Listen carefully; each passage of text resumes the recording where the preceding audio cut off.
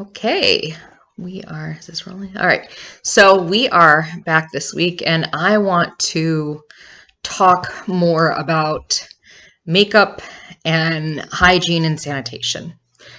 Due to the current situation with COVID-19, this is the best time to reevaluate, one, your kit, but two, how you're doing things. And if you're going to remain here, there are guidelines which will be ever changing according to how things are going to navigate in the future regarding COVID-19, because we are not past it yet, unfortunately. And that's going to change a lot of things, even the guidelines that are set today. So you are in close proximity of a client. So whether that is doing bridal makeup, special occasion makeup, or special effects, you are literally in the face of a person. So for those reasons, you're going to have your face covered and your hands covered. So gloves and a face shield. I know the masks right now are very, very popular, but it is a lot easier, especially for long days, to have what is called a makeup shield. I will try and insert a picture.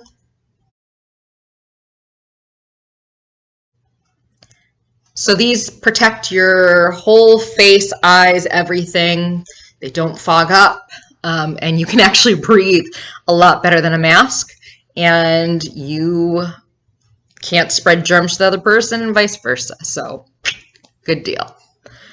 Aside from that, there are definitely other changes. So as of June 12th of this year, 2020, film production, makeup, special effects, and all that stuff, film production has been able to continue, open up and continue working. Because of this, you have the Alliance of Motion Picture and Television, who created the white paper PDF, and I will leave a link. You should follow your government COVID safe plan. Michigan really hasn't come out with a really good one per se.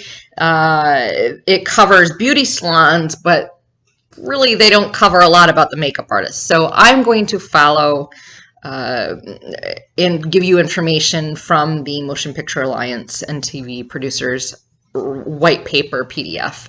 It is very, very thorough because you are working with lots of people in a situation to create a film. So they have to be even more careful than you going and doing a makeup on one person. And to be honest, a salon is a fixed environment, whereas if you're a freelance, you're going to be going to other locations in people's homes, and that is not really a controlled environment. So these are the things that you will need. Tools that you will need now in your kit. I've been carrying these for a while, so it's no news to me, but to some people, it is news. And the one takeaway with this all is that people will be a lot more careful about hygiene now, period. So it's a good thing. Tools that you'll need is, and this is probably the one thing that people will argue with, but 70% alcohol.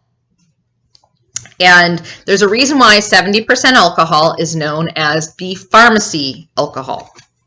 All right. Everyone thinks that the higher the alcohol, 99%, I use this in special effects kit, this is not good to disinfect. It will not disinfect. The reason for that is 99% alcohol does not, it evaporates way too quickly for you to effectively kill certain viruses and bacteria, because it evaporates so fast it doesn't penetrate whatever surface you're spraying with 99% alcohol. I've seen so many people sit there and go, oh, 99% alcohol. Oh, okay, yeah, good, we're good, I'm covered. No, no. No, that's not how it works. It's not because it's 99% alcohol that it instantly kills everything. Even disinfectants take, hospital grade disinfectants, they take 1 to 2 minutes in order for it to be effective and kill most everything that it comes in contact with. Now, 70% alcohol. You need to spray it and spray things good. And the reason why that works well is because of the fact that it doesn't evaporate almost immediately. It stays on the surface contact, and it literally penetrates the bacteria and cells and all those things that you want to kill and get rid of to be able to clean and disinfect the area in which you're spraying. So you'll have people argue on this situation. 70% alcohol, the higher the content, 99, 90, 91, those really evaporate too quickly in order to be effective. So there's that. And hopefully we don't get any mean people making comments, but that is the honest to God truth. And it is literally known as the pharmacy's alcohol for that reason. So the second thing that you will need to know is, or have with you in your kit, not only alcohol, but or some type of a cleaner, Lysol, stuff like that, but you will need an actual hospital disinfectant. And this is the other thing that people don't realize. They think if they just take a disinfectant and spray something down, it's clean and disinfected, and that can't be further than the truth.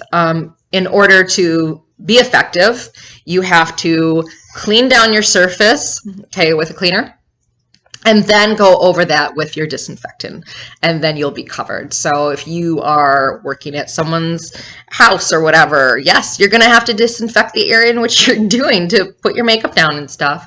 And, they shouldn't get offended over that. That's just protocol now, and that's how it goes. So you do need to clean your area and then disinfect it with a hospital grade disinfectant. So I don't have that to show you since I have run out, and I need, unfortunately right now, it's hard to find them. So I will be going to my supply tomorrow. All right. So those are what you're going to need to start out with. And every kit needs both, and I know it sounds overkill to a lot of people to have alcohol and disinfectant, but hospital grade disinfectant. So some other things to keep hygiene when you're working in a makeup kit is bags, and I can't tell you enough.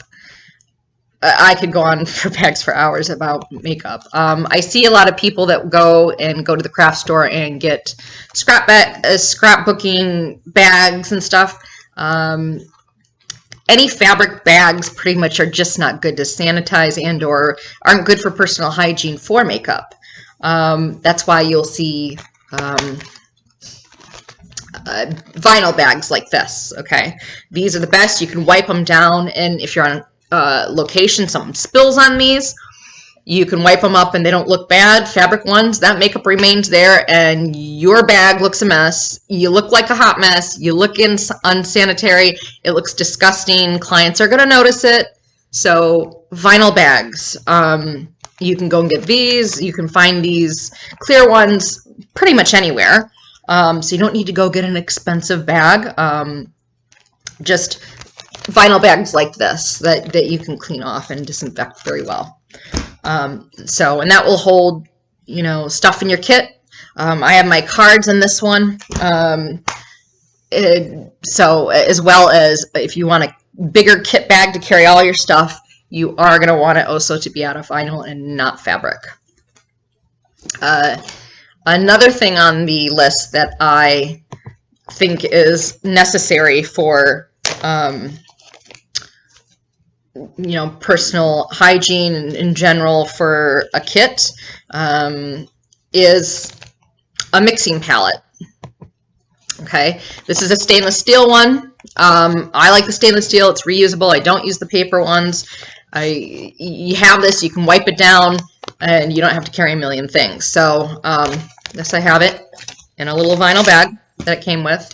But when you're working on people, you have everything that you need that you've scooped out, and you put it onto here. So you have a personal working station right here, and you don't have to sit there and reach for everything.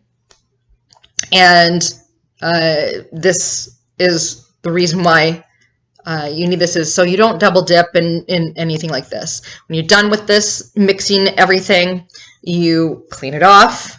Alcohol will take off a lot of the long wear creams, and then you sanitize this. And typically I have two in my, I have multiples of these just for working as long as I have, but multiples of these would be nice to have, because if you're having to go in between clients, if you're just working on one person, one's fine.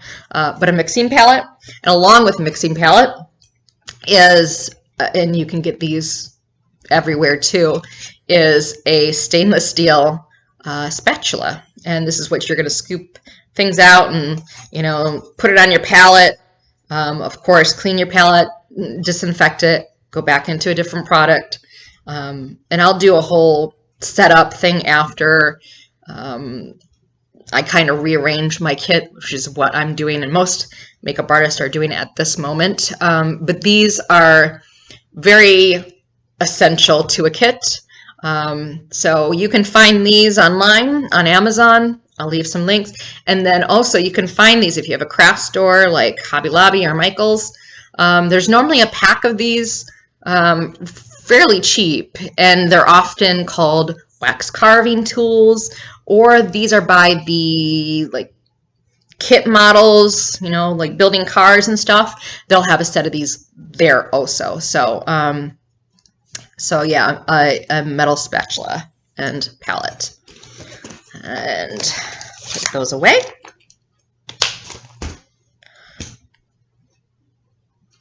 Okay, so moving on, and since we're talking about stainless steel mixing palettes and, not double dipping, disposables. As a makeup artist, you are going to have these in your kit.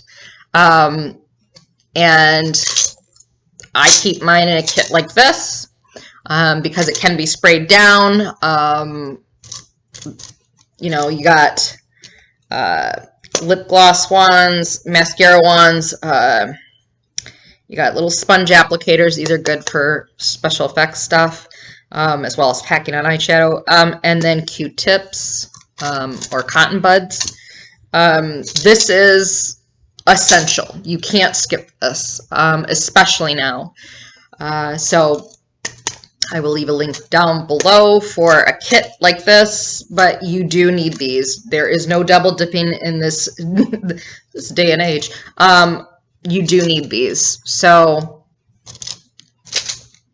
use them, and I'll go over again how to use these. This is just tools that you need to do, and then I will be showing what you need in a starter kit. All right, but this is definitely essential for every kit, starting, advanced. This should be in every makeup artist's kit, and if it's not, there's a problem. Sponges. Okay, let's get on this little thing. Regardless of what anyone's gonna say, you can say I'm not using them anymore. As far as beauty blenders, you'll hear them here on YouTube, right? Because everyone loves them. These are not to be used on one person to another. Every sponge is disposable. And if you use a beauty blender on someone, that beauty blender is now theirs. Sponges, their nature in world is to absorb things. That is their nature. That is what they do. That is why they, put on makeup so well for most people. But they cannot really be sanitized. Okay? All sponges.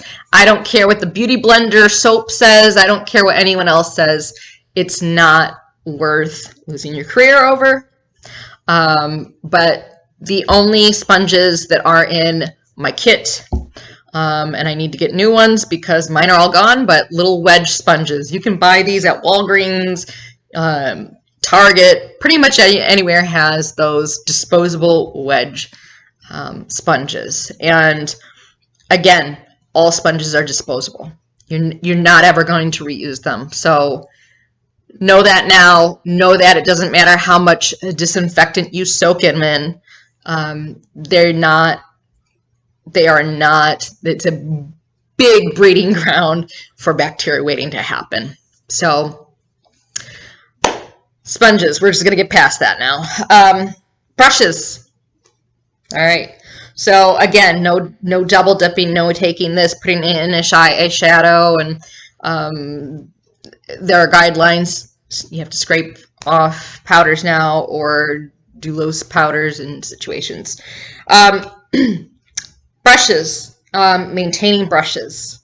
All right. Brushes are a good thing.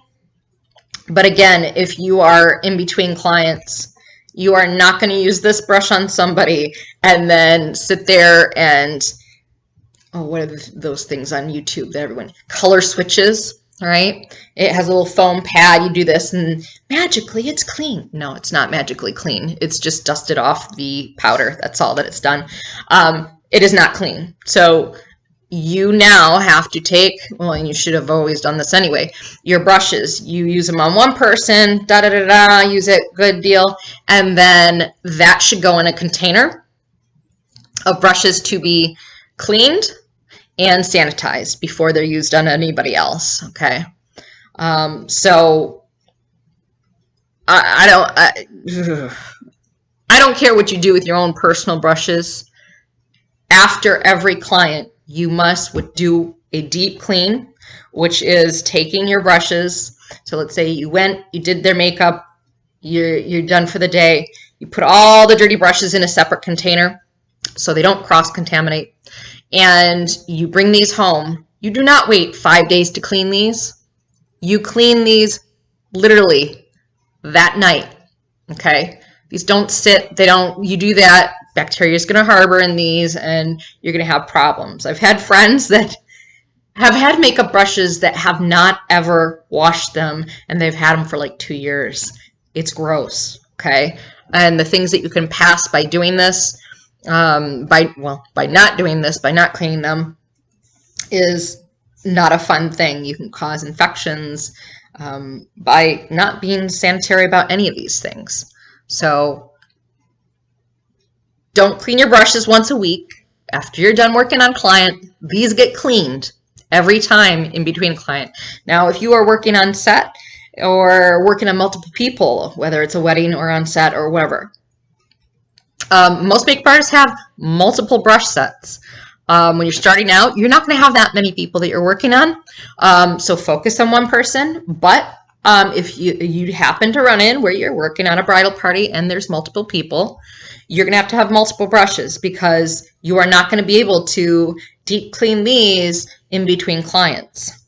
Okay, so know that ahead of time.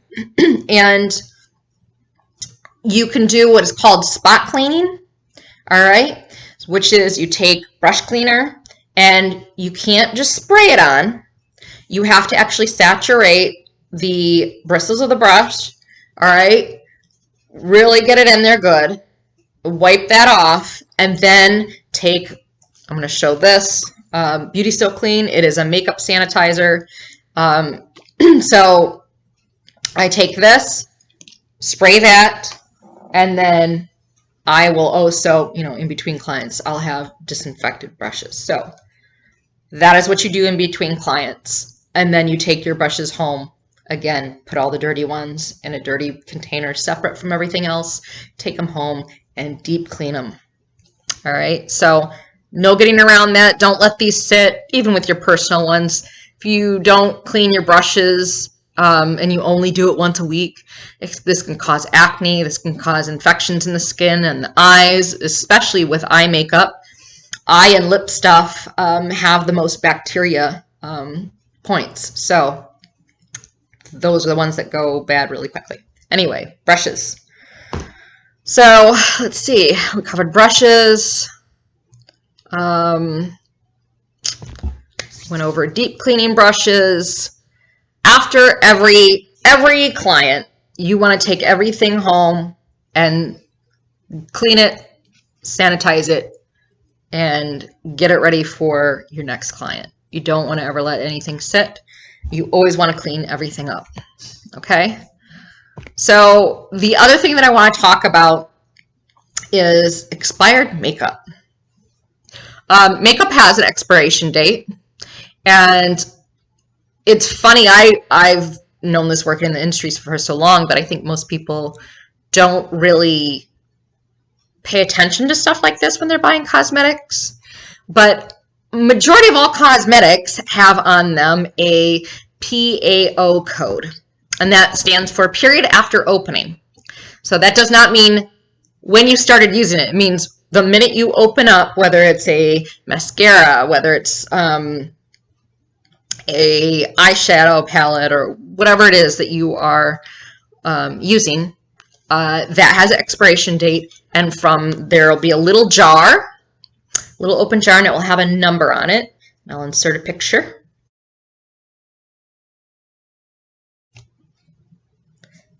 And so I don't even know if this one has it. But anyway, so that means it's going to take that long for that cosmetic to become inefficient. Okay, it's going to break down and bacteria is going to get in it.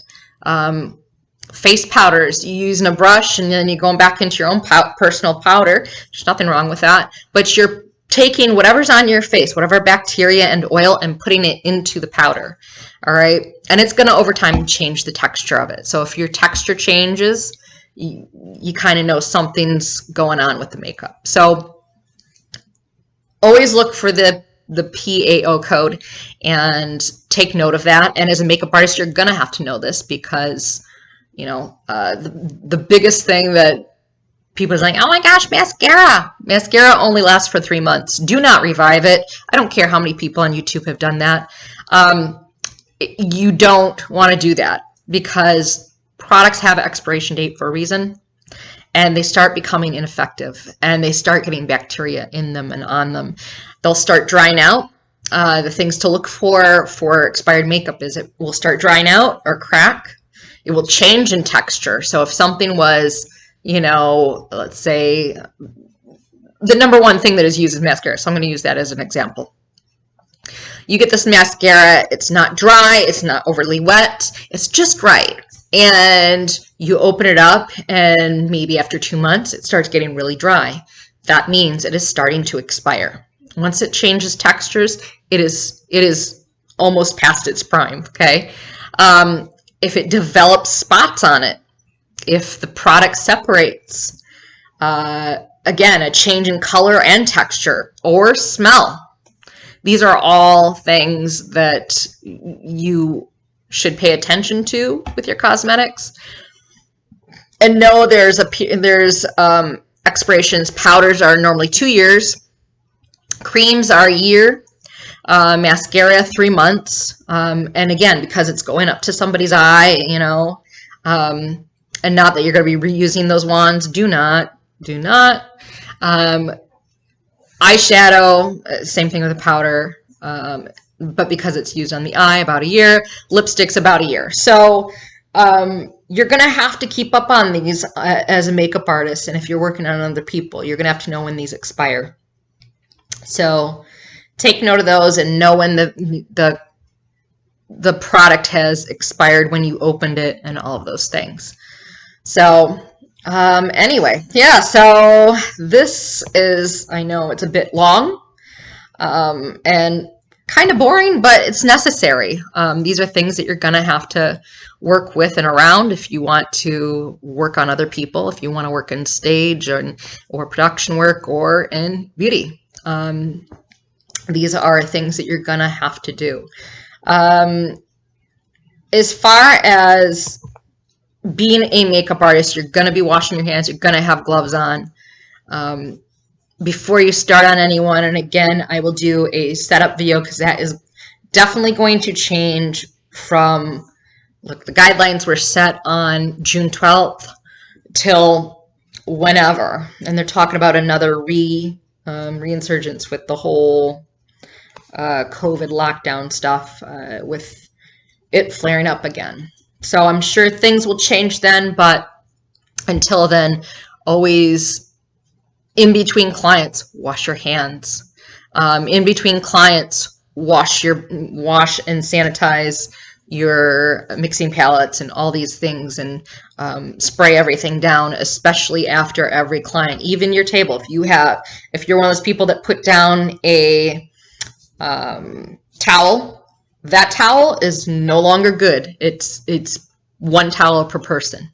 So these are things that you do need to know in makeup artistry. That's a given, and again, it's something that is ever changing right now, and hopefully we'll get to a good new normal, because it's not going to go back to what it was. But in the plus side, this really does get rid of a lot of people who just would go buy makeup, call themselves a makeup artist, and I've seen some pretty nasty things. I've seen people lick eyeliners and literally put it on another human being, which just turns my stomach, and I can't. I just can't. I can't believe another person would do that. So this will literally get rid of people like this, because someone can end your job over that if they sit there and say, hey, well, I saw this person doing that. And so these are things to really kind of be okay. It's a bad time for everyone right now, but take this time to go through your kit, get rid of all expired makeup if you have makeup, and have it for a long time, and really start to implement a lot of these hygiene things. It will become second nature if you're not used to it, and it should become second nature. Again, if you want examples of really horrible things that people do and call themselves makeup artists, look up on YouTube Judy D. Actually, I'll leave a link. The best examples of what not to do as a makeup artist. I should actually make a video on that. But just, you see someone pull out makeup and you can tell it's either been expired, or you look at someone's kit and there's like dog hair all over it, and just, ugh. All right, so these are things you're gonna have to know. If there's any questions about anything else, again, I'll leave links down below. And again, I will make a video once things calm down and I implement a little more things that I can get to my kit, because I'm rearranging my kit right now. And that's the best time to do it, is to condense and/or get rid of certain things. So, because I think I'm going to get rid of some things out of my kit as far as not use them again. So, hope this has been helpful for newbies just starting out. And, it's hard enough navigating through this when you don't know where to start. But then it's really hard when you have this COVID stuff thrown on top of everything. So, hope it's helped. I hope that you guys continue in experimenting with makeup and stuff and having fun during this time, because that's really what it's all about when you're first starting out and starting to build a kit and starting to do things. So, all right, have fun. Please be hygienic about things. And I will talk to you in the next video, where I think I'm going to be covering how to start a basic kit, and you don't need a huge train case like YouTubers tell you. All right, have a good one, guys. I'll talk to you later. Bye.